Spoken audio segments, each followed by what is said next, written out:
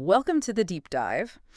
You've sent us some really interesting material, it looks like, excerpts from ISO 300 about planning and audit of financial statements. That's right.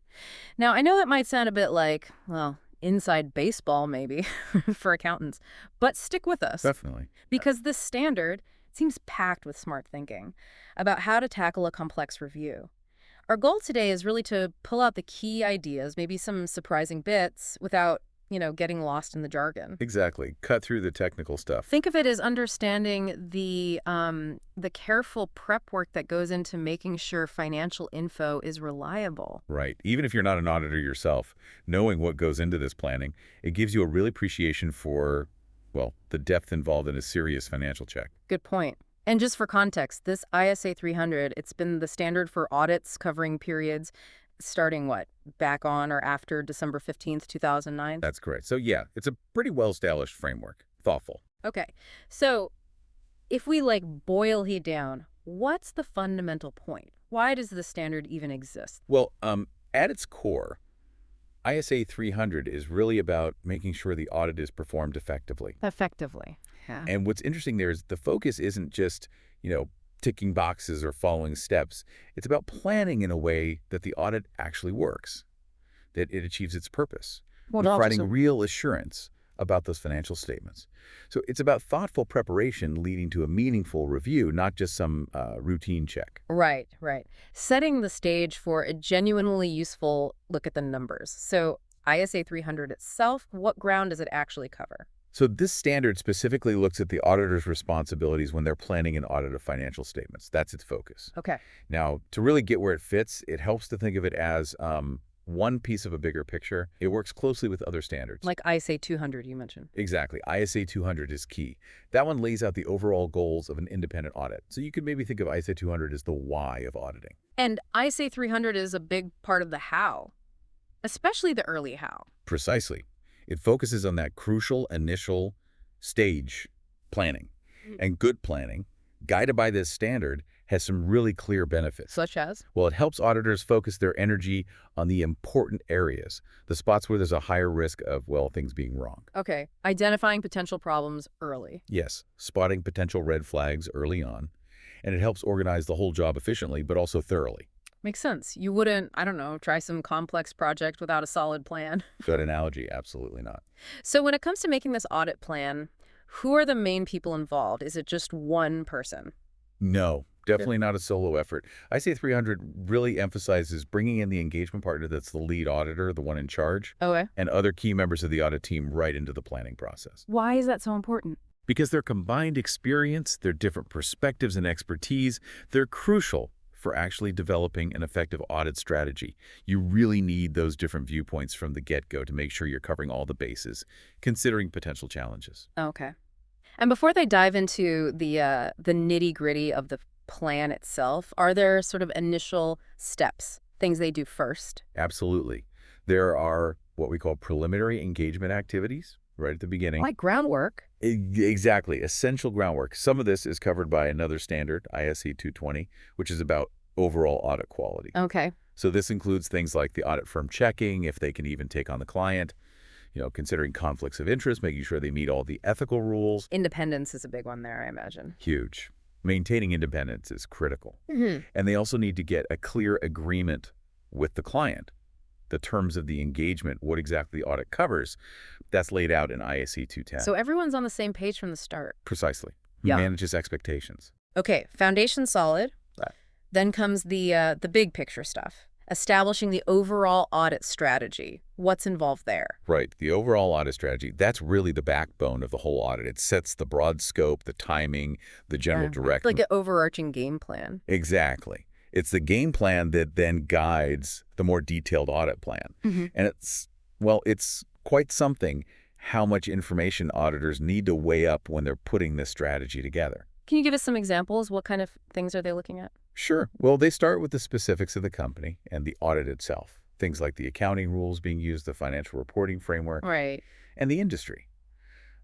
I mean, planning an audit for a, say, fast-moving tech firm is going to look very different from planning one for a stable manufacturing company. Different risks, different focus areas. Totally different.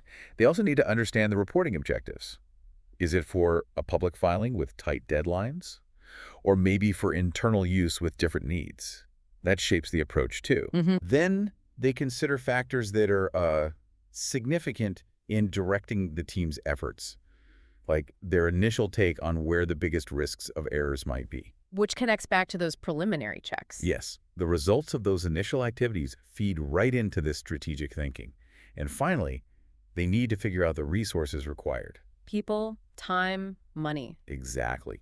The size and expertise of the team, the timeline, where the work needs to happen. It's a really comprehensive upfront assessment. So it's like mapping out a major journey before you even pack your bags, Mm, knowing the destination, the route, what you'll need, and from that strategy, the more detailed audit plan develops. precisely. The audit plan gets down to the specifics. It outlines the nature, what kind of tests they'll do, the timing when they'll do them, and the extent, how much testing in each area. So the strategy might say focus on inventory. Right, and the plan would say, okay, we'll do a physical count at these locations on this date and test these specific costs against invoices.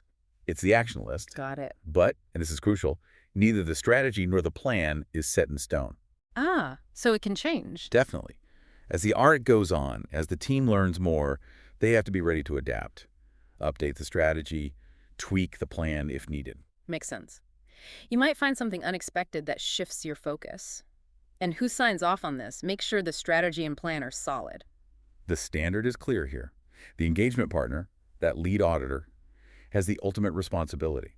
They review and approve both the overall strategy and the detailed plan. So oversight from the top. Yes, ensuring the big picture and the details align and are appropriate for that specific company. Now, audits mean paperwork. Lots of it, usually. What does ISA 300 say about documenting all this planning? Documentation is absolutely vital. It shows how the audit was done, why certain choices were made. IC 300 requires auditors to document the overall audit strategy, Okay. the detailed audit plan, Right. and, importantly, any significant changes made to either of those during the audit, plus the reasons why those changes were made. Creates a clear trail. Exactly. Shows the planning was thoughtful and considered. What about if it's a brand new client for the audit firm? Any extra steps in planning? Yes, good question. For an initial audit engagement, there are some additional considerations. Like, Well, it includes those client acceptance procedures we mentioned earlier from ISA 220, really digging into whether they can and should take on this new client. due diligence on the client relationship. Right. And also communication with the previous auditor, if there was one. That's often required ethically to get important background info. Helps get them up to speed quickly, identify any old issues. Precisely. Gather insights from the past. Okay, so that seems to cover the main requirements. Now, in the material you sent, there's also that section called Application and Other Explanatory Material. What's that add? Yeah, that section basically provides more color and context.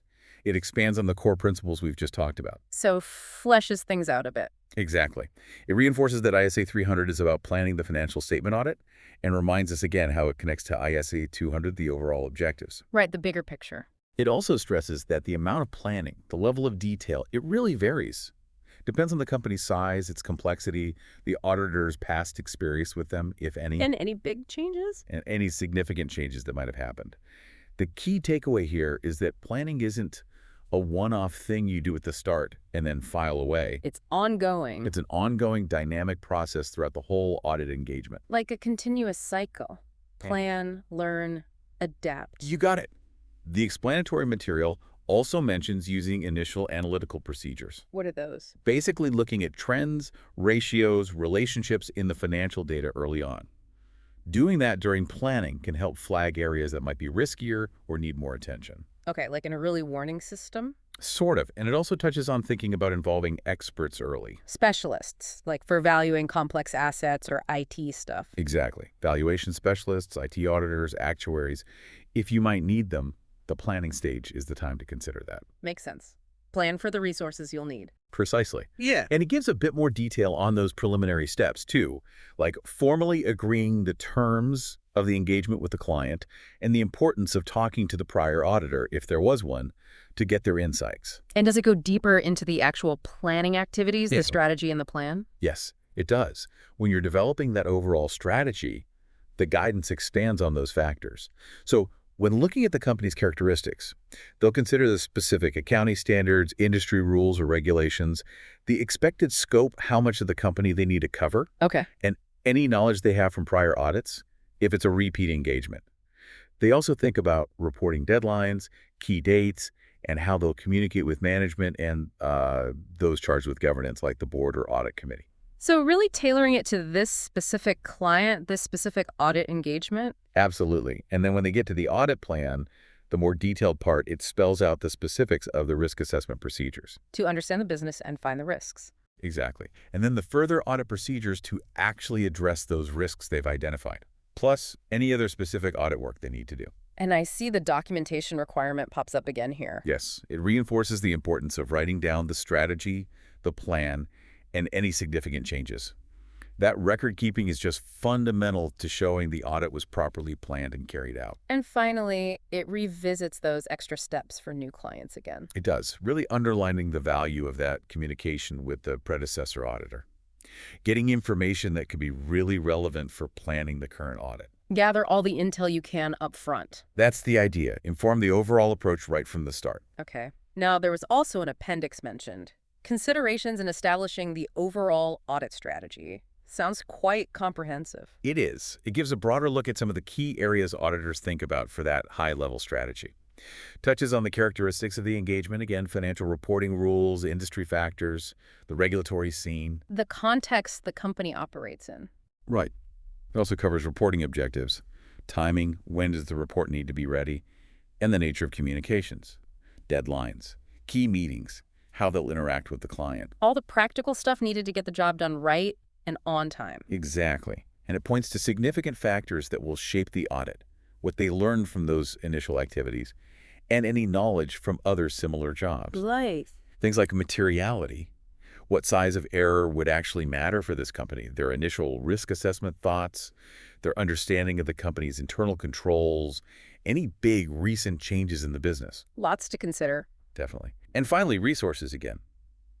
The team composition, do they need specialists? The budget, the locations they need to visit. It really drives home the depth of thinking required just to plan a proper audit.